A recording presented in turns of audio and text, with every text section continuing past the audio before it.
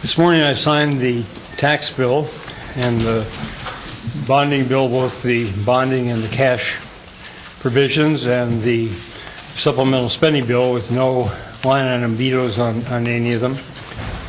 Those are the ones I've had a chance to review so far and discuss with staff and agency heads, and so I don't anticipate any more signings today, and have a chance now to, starting this afternoon, to look at the other bills. But for today, I was asked 2 years ago what would happen if we had a DFL governor and a DFL legislature, and I said one word: progress. And that's what we've achieved. States enjoyed really strong economic growth, which is credit first and foremost to the people of Minnesota, to businesses and other entrepreneurs who made the investments to grow our economy, and to the hardworking men and women of their workforces who made those investments pay off and are continuing to do so. As a result, we were able to restore fiscal stability to the state after years of budget deficits and raiding from this fund and borrowing, quote unquote, from the schools, and all the kind of manipulations that went on to try to evade the collapse of our state budget. We're now on solid fiscal ground. We paid back the school districts entirely for what was owed them, and we still have generated a $1.2 billion surplus for this biennium, which 60% in this last legislative session went for tax relief, or the budgeted reserve, or the $31 million remaining on the bottom line. So we provided $550 million of tax relief to over 2 million Minnesotans, and $199 million in cash went for the bonding bill, along with the $846 million in actual bonding. I said all along, I regret that the Republicans forced cash to be spent for the bonding bill, which is not, in my judgment, the most prudent way to approach it. But nevertheless, we got critical projects: downtown Minneapolis, downtown St. Paul, downtown Rochester, St. Cloud, Mankato, Lewis and Clark, which had been ignored until this session, when we made it a priority. And in terms of supplemental spending, $54 million for K-12 education and other investments that are going to pay off for continued growth in our economy and the health and well-being of our citizens. So I salute the legislature, the House leaders, the Senate leaders. They worked long and hard, got done early. Thanks for the weekend.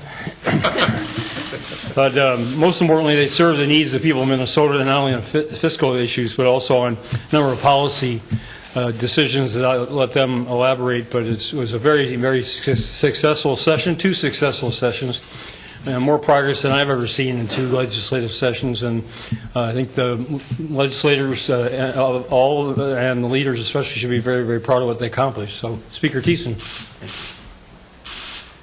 Well, I want to start by thanking Governor Dayton for his leadership this session and the sessions prior.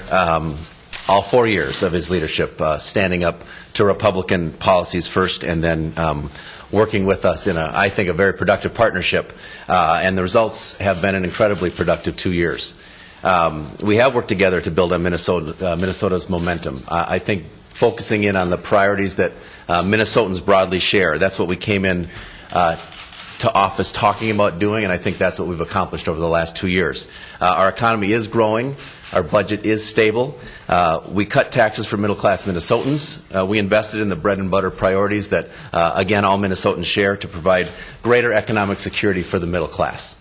Again, that's what we talked about when we came into office. I believe Minnesota is on the right track, and together we are building a brighter future. There's more work to do, but we certainly are on the right track. And most of the credit, as the governor said, goes to the thousands of Minnesotans across the state who are working hard and building this economy, but also who showed up here at the Capitol and had their voices heard. And I think that's one of the things that has also marked the last 2 years, is that this legislature has been responsive to the voices of the people of Minnesota, the voices we heard on the campaign trail in 2012, and the voices who have showed up here at the Capitol since Election Day in 2012. And that is really how we do make the best policies for the vast majority of Minnesotans. Minnesotans, not just listening to the special interests, but listening to the voices of the people who come down to the Capitol here. I think the Star Tribune got it right this weekend when they said Minnesota is once again a state that works. I think that absolutely is the case. It's a state that's working for Minnesotans, for kids, for workers, for businesses and entrepreneurs, for seniors, for our caregivers, for middle-class families. And we want to continue that progress. Whether every Minnesotan agrees with every action, and I'm sure there's probably no Minnesotan that agrees with every action that we took at the legislature over the last 2 years, I don't think that there's any question that most will recognize that this was a productive and pragmatic legislature. We took our job seriously. We did the work that Minnesotans wanted us to do, and that really is the ultimate legacy and consequence of this legislature. And that brings me to some of the comments that Representative Dowd and the Republicans made yesterday in their session wrap-up. They wanted to talk about the consequences of one-party control. We welcome that conversation, because although Republicans might have short memories, Minnesotans do not. They remember the legacy of Republican control of the legislature in 2011 and 2012. They remember a government shutdown, ideologically driven gridlock, borrowing billions from our schools, higher property taxes. Minnesotans don't want to return to that Washington, D.C. style of politics here in Minnesota. In contrast, let's look at the past 2 years and the progress that they brought for Minnesotans. Free all-day, everyday kindergarten for every child. A tuition freeze for college students. Lower property taxes for the first time in a decade. Tax cuts for 2 million Minnesotans. The Economic Security Act for women, making sure that they can compete equally in the workplace. A higher minimum wage, broadband investment for greater Minnesota. A robust statewide bonding bill that took care of projects that have been languishing for many, many years. A balanced budget that paid down the debt that we owe to our schools, and perhaps most importantly, more jobs and a growing economy. That is a legacy that we'll run on in contrast with the 2 years of Republican control prior to that. Republicans also said that a consequence of the Democrats has been higher taxes. We welcome that conversation as well. We did raise taxes, like we said we would when we ran for office in 2012, to pay for the new investments in education and jobs that Minnesotans broadly agree with. And we did it responsibly and fairly and in areas that are broadly supported by Minnesotans. Republicans like to talk about the number. What we like to talk about is where those taxes were. We taxed the wealthiest Minnesotans, we closed corporate loopholes, and we raised taxes on cigarettes. Actually, things that are broadly supported by Minnesotans. And what did we do with that money? We reduced taxes, in particular property taxes, on middle-class Minnesotans. The reality is that coming out of the last 2 years, more Minnesotans and more middle-class Minnesotans will actually see their taxes reduced as opposed to going up. And I think that that's an important message for us to get across. And they don't like to talk about what we used with that money. If the Republicans would like to go out and complain about the taxes we raised, they also have to go out and say, we don't want to invest any more in education. We don't want to invest any more in transportation. We don't want to invest in jobs and economic development. We don't want to invest in caregivers who provide help in nursing homes and in home care all across the state, because they can't have it both ways. So we welcome that conversation as well. We are ready to take our story out to Minnesotans, and we're ready to do some more listening, because we know that there is more work to do to keep Minnesotans ahead of the curve. And we know just that these last 2 years are going to be an example of what Minnesota can accomplish when they have leaders that are willing to roll up their sleeves, get beyond the partisan politics, and really dig in and do the right thing by middle-class Minnesotans. I'll turn it over now to Representative Murphy. Well, good morning. I'm really happy to be here today talking about the productive legislative session that we've just completed and the progress that we're seeing across the state of Minnesota. After a decade of ideological gridlock, we focused on the priorities of Minnesotans. After years of economic recession, we chose progress on jobs and the economy. And after years of short-term budgets filled with shifts and gimmicks, we chose a balanced approach for our future. We made progress by listening to Minnesotans and working to deliver positive results, and we have. We listened to parents who wanted a better education for their children, and we delivered, making a down payment on pre-K education, funding all-day, everyday kindergarten, and reducing the debt load for our students going to college.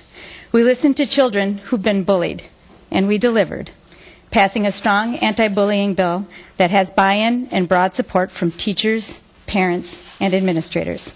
We listened to working Minnesotans who worked a full day, a full week, only to live in poverty, and we delivered an increase in the minimum wage for over 300,000 working Minnesotans. and we listened to women who've experienced discrimination.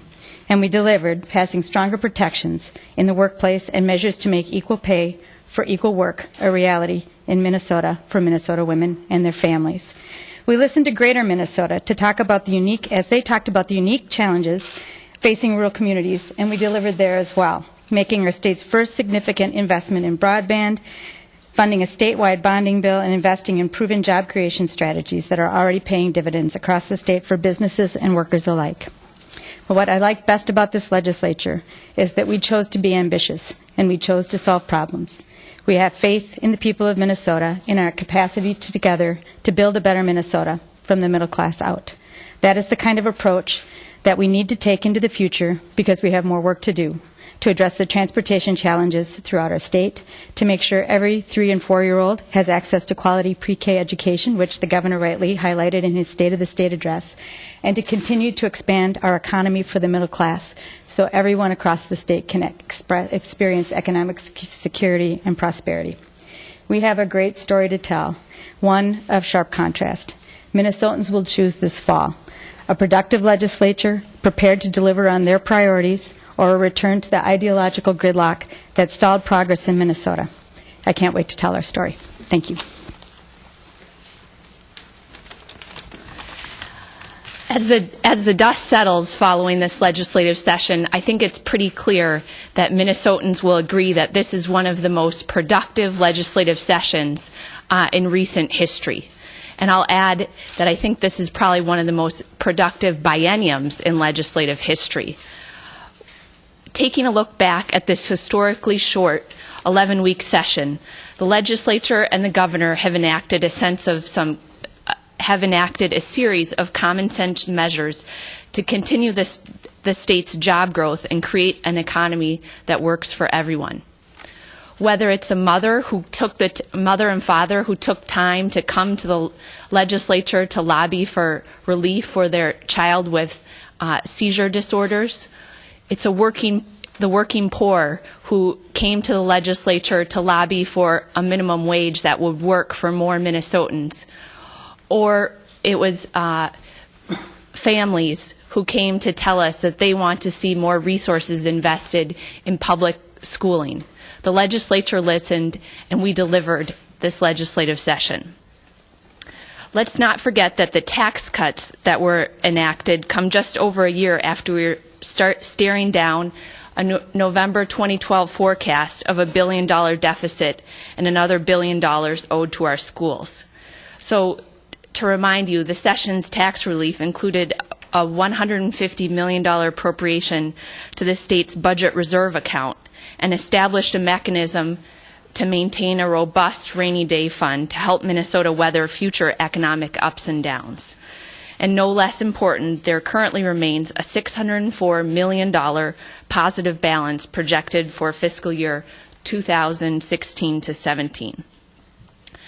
I want to thank the governor and the House leadership for working with us in the state Senate to accomplish the goals that Minnesotans so clearly talked about over the last couple of years. The nearly $1 billion bonding package that was passed will make critical investments all over the state of Minnesota, whether that be at Vermilion State Park in the northern part of the state or the Rochester Civic Center in the southern part of the state. We invested in common sense priorities that will help create jobs and create a better future for Minnesota. Thank you. Well, I don't know if there's anything else to be said. I think that we have covered a lot of ground today. I do want to just thank the governor and the leaders in the House, as well as Senator Bach, who was unable to be here, along with Assistant Majority Leader Sieben, for really working together. I think you guys know and have watched that it has been a short but very productive session in which we had to come to some major agreements. I too want to commend us on the Women's Economic Security Act. We know that not only do women needed more of these protections in the workplace, but we know disproportionately a lot of these women are women of color who are raising their households on their own. And with that, I'd like to take a moment, because my mother is here from San Francisco, to be there for my son's graduation. And though many of you met my father, I was really raised in a single-parent household with my father. As he recovered from addiction, as he moved his life forward, it was really my mother who raised me. So I am really glad that we were able to do that. In addition to that, the school lunch bill that we were able to do to make sure that no kid goes hungry, even if they're on a reduced lunch, we're really, really proud of that for families. The minimum wage bill, which I shared in co-authoring with Senator Eaton and Representative Winkler, once again, that went to the core of a lot of people that I represent in terms of having them be able to share in the prosperity of Minnesota, and I think we're doing well with that. And then also a lot of the work that we did in the supplemental budget around K-12 and early childhood education, I think, is really smart investments for our youngest Minnesotans. So I won't beleaguer all of the other great things that we did, but we are proud. We still have more things that we have to do. That always happens at the end of a session where some things don't get done, but I'm confident that we're going to work hard to get the House reelected and the governor reelected so that we can continue on this journey for prosperity for Minnesota. Thank you. So we'll respond to questions on this general topic, and then after that, on anything else. Governor, in the press release you said the bonding bill and the cash capital improvements bill will create 30,000 jobs approximately. How many of those will be this year? Do you have any idea? We're into the construction season already. Well, they'll sell the bonds this summer, and it depends on how quickly projects are ready to go. I would say most of that impact will be following construction season, but some of it will get going this fall. Depends on what the weather does, but. And remember, some of that is cash, so we don't have to wait. That's a good point. Yeah, good point. Thank you. Governor, you had earlier expressed concern with the size of the spending bill. You said that sign it in full. Did you contemplate line item veto to trim it down? Or?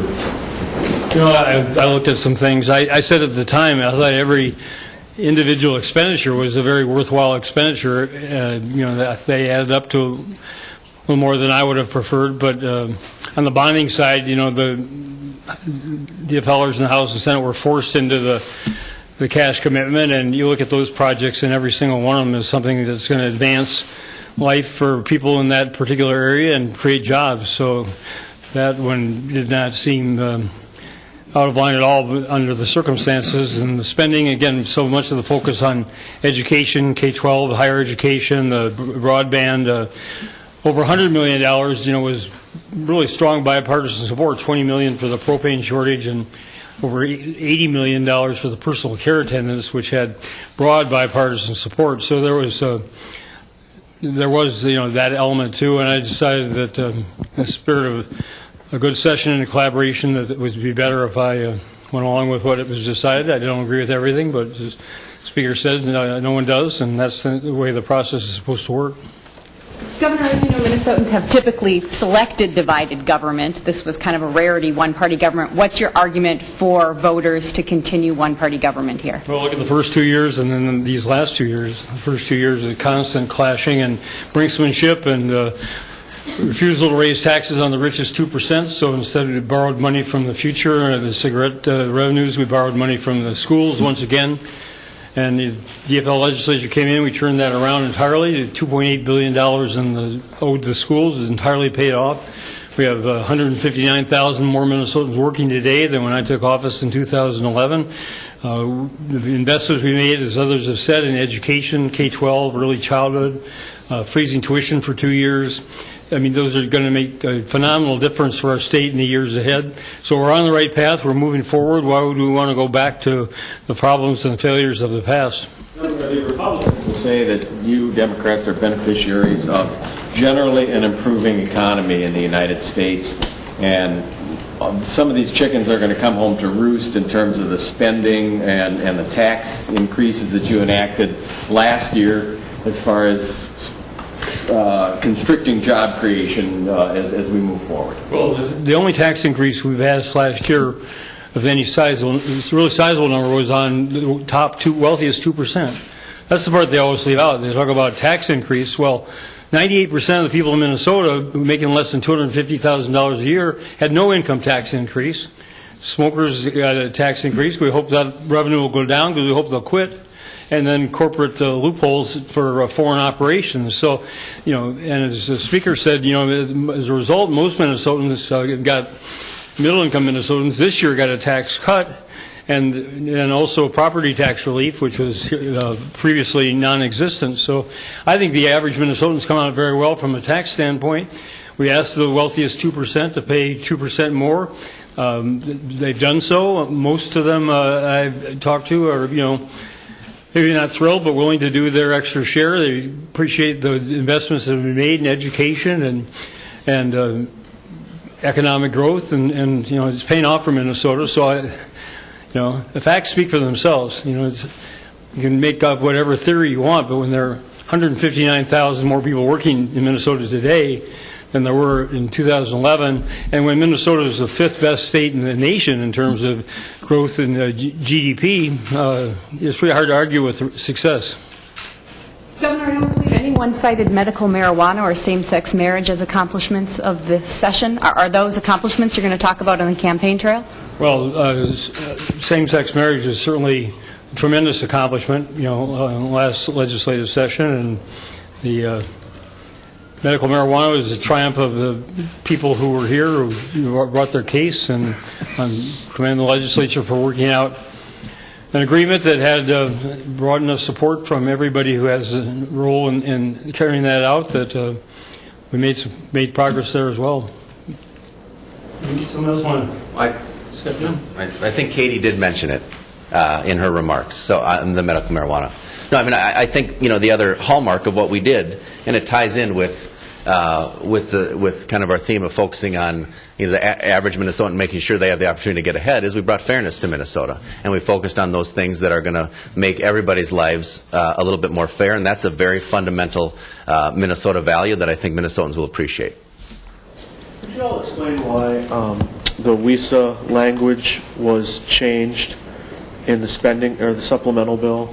What happened with that? Because some of the folks on the floor were questioning if it was pay equity is important, why isn't it important for everyone?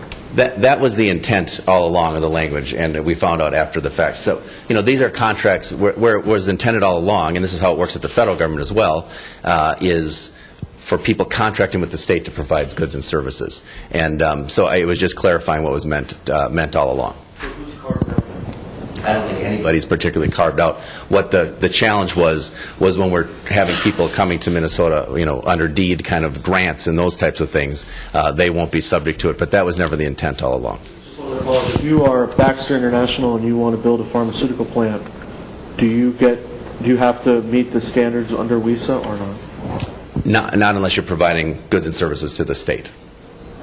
Mr. Speaker, the minority leader yesterday said as many as 20 seats are up for grabs in your chamber. Do you agree with that assessment, and how do you hold on to those? No, I don't agree with that assessment. It's going to be competitive, certainly, but I think we're in a very good position, a very good story to tell. Our folks are already out there working very hard, and we have, and Erin can speak to this even better than I, some really great candidates in some competitive seats that on the Republican side as well. So we're going to be competing all across the state. Again, we have a great story to tell. I think Minnesotans are going to appreciate the direction that we've taken in this last year, particularly the fact that we actually got stuff done and have a government that works, as opposed to the contrast from the 2 years before. And so we look forward to getting out there. Do you want to talk any more about that, Erin? Okay. Governor, are there any bills you don't intend to sign?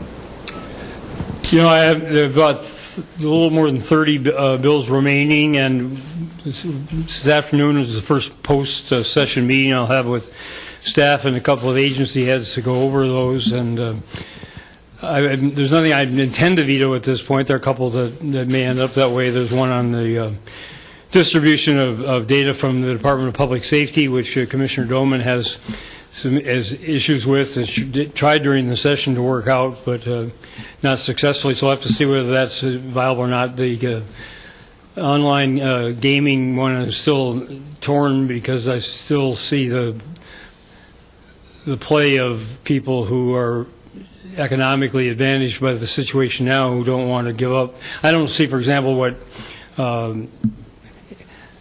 lottery tickets by the ATM machines or pay at the pump gas has to do with protecting people from internet gaming. So the things like that I have to weigh in the balance. But most of it I expect to sign. Governor, how soon might we expect signature on the medical cannabis bill? I'm sorry? How soon might we expect your signature on the medical cannabis? Well, we're talking with people who might want more public signing. That's one of them. So, but I would expect this week. If it's not this week, actual sign, I'll sign them this week, and then we'll do a ceremonial signing if I can't get it organized for an actual signing. Governor, are you confident that the medical marijuana proposal will be able to attract two companies to come here and do all this investment to set up for such a small patient base? Well, I mean, it's the patient base that exists. The intent is to have rightful access to the product, and also they're assured that they're going to be supported in making a quality product. So I don't know the economics of whether it's profitable or not, and especially given the startup costs involved. But there's only one way to find out, and that's to go ahead and do it and see what develops, and come back to the legislature next session if there are parts of it that need to be worked out, and take it from there. Governor, do you plan to veto the bill that exempts HMOs from the Data Practices Act? I haven't seen that one yet. I don't know. Within the budget bill, there's stuff dealing with oil and pipeline safety. It was something that came up early in the session, and that you made a point at the end of the session. Do you think it goes far enough, and how do you think it will prepare Minnesota for this influx of North Dakota? I think on the grain transport, it's very important steps forward, and also pushing. I've written in Governor Cuomo's coordinated governors urging the federal government to enforce and accelerate the regulations on these new tankers that are better protected from a puncture and a collision than the older ones. So there's a lot of this that has to be done at the federal level because of the control of railroads established over local and state policies, a century and a half ago. Regarding pipelines, I was very, very disappointed that they were exempted from a number of the measures. That improved a little bit at the end, and I'm told they're now in the legislation required to at least contribute some money into the overall fund. But I will certainly come back, if I'm back next year, and attempt to include them in the same way that we have the train transport. I don't understand the rationale for that, but I don't expect to understand the rationale for everything. What particularly do you feel is too weak?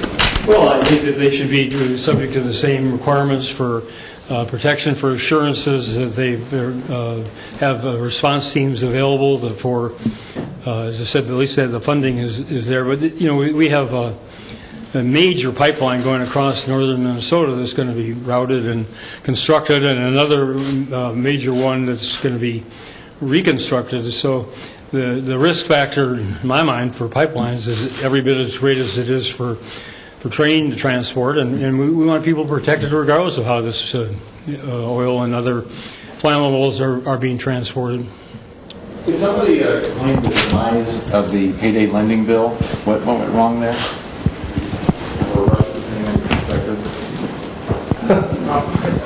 I'm going to say, I had the bill. We in the Senate, we worked out an agreement in which, though the loan was capped at 10, we wanted it to be much lower. I think in the House it came out as 4. In the Senate it came out at about 8 with these breaks in between.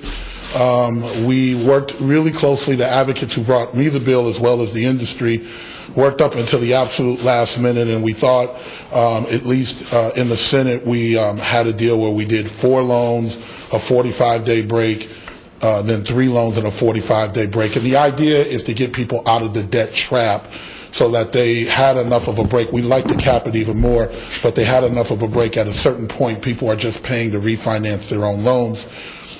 It was very, very, very late. It was one of the last 2 bills done in the Senate, and then we sent it over to the House. And I'll let the Speaker or the Majority Leader talk about the dynamics there, but it did take a very long time. We hope to bring it back next year if all parties are involved, but it was something. Telling and very troubling that a couple of big interest groups could bludgeon their way through to deny people in Minnesota the right to know where all this campaign money is coming from. As I said before, it doesn't affect anybody's First Amendment right to participate however they choose financially, but it does say that people should be able to know where that money is coming from, who's behind it, as they assess what that money is going to say about various other people. So that was very disappointing. And the toxic-free kids will come back next year if I'm back, bringing it back again, because parents have a right to know that their kids are safe with chemicals that could possibly cause damage, and I don't see any justification for any food company to want to prevent that from happening. Before the session started, I had a court ruling saying the state really needs to figure out what to do about sex offenders, and if not, the courts will take over. Have you all left the state in a position now where we're going to see offenders released without you all having driven this decision at all? Well, we did appropriate $3 million to do the psychiatric evaluations of people in that situation, which is what the one specific requirement that the federal judge imposed on us, so we were responsive to that. And nothing else was forthcoming from the federal judge in terms of specific steps that we need to take. And absent that instruction, it was just not going to happen this year. The Senate dealt with the matter last year, and thanks to Senator Limmer and some other Republicans, it has strong bipartisanship there. The House, I was in meetings last December with all the four caucus leaders, and said let's work together and come up with something. And Speaker was available, willing to do so, but the House Republicans just absolutely refused. And we weren't going to do something that was going to just become campaign fodder, so we had to put it off till next year. I asked Commissioner Cindy Jessen to reassemble either the previous task force or a new one and involve legislators, both parties, as well as other experts, and chart a course. What are we going to have to do? Because eventually the judge will rule, I expect, that we're going to have to provide provisional release in controlled settings for a much larger number of the people, 698 people that are now in that queue, than we have for the previous 30 years. So it's going to be a big shift. We need to prepare for it. We need to know where they will go. We need to have that staffed and have the citizens of the state, especially in the area around them, very well protected. And it's going to cost money. So we're going to work on all of that and be ready to go in the beginning of the next legislative session. And I expect there'll be a lot of dealing on that subject next year. Governor, you're presuming that the patients will not be released. That's the presumption here. Can you tell Minnesotans that they're going to be safe? I don't know what the federal judge is going to decide to do. That's his prerogative. We'll respond at that time to whatever it is he instructs. But I'm not going to call the legislature back in session. I mean, the session's been pretty clearly going on and ending at this point in time, and nothing came forward except for the directive to provide for the psychiatric examination. So I have no idea what the judge. I totally respect his prerogative, but in terms of what the state's capable of doing, we don't have the resources available to us under present statute to do anything significantly different from what we are doing now. And I think it's unrealistic to expect that we would be able to do so until the legislature reconvenes. Governor, the accomplishments you highlighted today seem to overshadow your unsession initiative. And I'm wondering if you're satisfied with what took place and whether or not there's actually any less government now, or... Well, we're going to have a news conference focused specifically on that issue, and Commissioner Surtees can join us, so I'm going to hold that one off till then. But I was, very, very pleased with what happened, and not only are a lot of our initiatives adopted, but a number of legislators jumped in and really developed their own initiatives and passed those. But I'll save that for another day. But do you guys give yourself adequate cushion given inflationary pressures and what seems to be a kind of tepid economic growth, more tepid than people had forecasters previously said? Well, we operate off the forecast that's the last one made available, and the February forecast is the determinative forecast until next November, which then is superseded quickly by the following February. So that's when, for this biennium, we've done, I think, within bounds of what was prudent, and adding $150 million to the budgeted reserve. First time that there's been the reserve has been increased in about a decade, to me is, gives us that cushion if there's circumstances that we can't foresee. The next biennium, as Senator Sieben said, about $600 million remaining on the bottom line is projected, but there's also $403 million that was transferred from the general fund to the healthcare access fund as a cushion there. So it's really over $1 billion that remains unspent in the system for the next biennium. So we hope the economic growth will continue. It seems to be signs that it will, and we'll be ready if it isn't. We won't owe the schools $2.8 billion. We won't have borrowed from everybody else. We won't have raided every other account and all these gimmicks that were used to try to plug the holes in the dike before. We're going to start on a solid foundation of financial stability and honest budget accounting, and we're going to be in a position to respond to whatever happens. Will you be doing fly-arounds collectively anytime soon? I tend to fly around a lot. I'm sure they do too. Sometimes together, sometimes apart, but we don't have anything for this week because I got to figure out and sign the bills. But if they fly around, that's all the better. When do you intend to file your paperwork to run again? When do you intend to file your paperwork to run again? Filing's open today? Probably the day before the state convention, that Friday. Week from this coming Friday. Governor, you worked so hard for the stadium last year. Would you be disappointed if we didn't get the Super Bowl? Sure. I'll be disappointed. I'm realistic that the owners are not, in favor of spending their end of Januaries in northern climates, and so that's a big hurdle to overcome, especially after they just held the one at the Giants Stadium this last February. So, I hope for it. I think we deserve it. I understand. I haven't seen the presentation. I understand it's an outstanding presentation. I really commend the three chairs, Mr. Davis and Mr. Baker and Ms. Carlson-Nelson, for a phenomenal job that they've done to put this together and to raise the money in the private sector to pay for the costs that the host city needs to pick up. So there's every legitimate reason why we should get it, but it comes down to the 32 owners and a secret ballot, and they decide. So we'll find out. What does it mean if Minnesota gets a Super Bowl, if not this year, the first year or the second year? Well, if we do get it, we'll have a conversation on that subject tomorrow. If we don't get it, we'll change the subject. Anything else? Thank you. On Friday, on the Senate floor, Senator Peterson took you to task over medical cannabis, saying that the bill was not what it should be, and he blamed you for leaving 33,000 people out. I'm wondering what you thought of the criticism and whether or not you would support expanding the patient base in a second term. Well, I don't expect any Republican legislator to have anything good to say about me for the balance of this year, so that's not surprising. We ended up with a responsible balance between,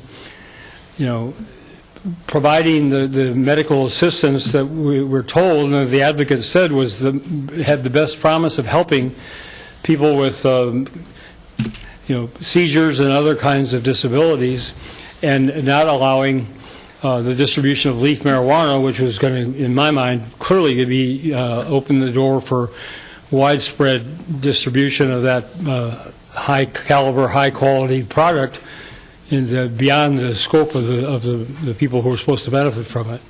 That's my analysis. So that's the basis on which I proceeded. Minnesota Medical Association, Minnesota Psychiatric Association, and other medical groups all supported that position and supported the more focused legislation that did pass. I think we're off to a good start. Now we got to implement it and see how it goes in the real world. But what happens the next session? First of all, I don't have to try them around for it. I got to figure that out. But we'll see. We'll just see. Can I just on that? I think that the point here, as you know, that the Senate provision that Senator Peterson wanted to pass got, I think, 20 votes on the House floor. Clearly not the House position. I think the question you need to ask Senator Peterson is whether he wants no people helped or 5,000 plus people help, because that's the choice he was left with. It's another example of a Republican being unwilling to compromise to help people to move in the right direction.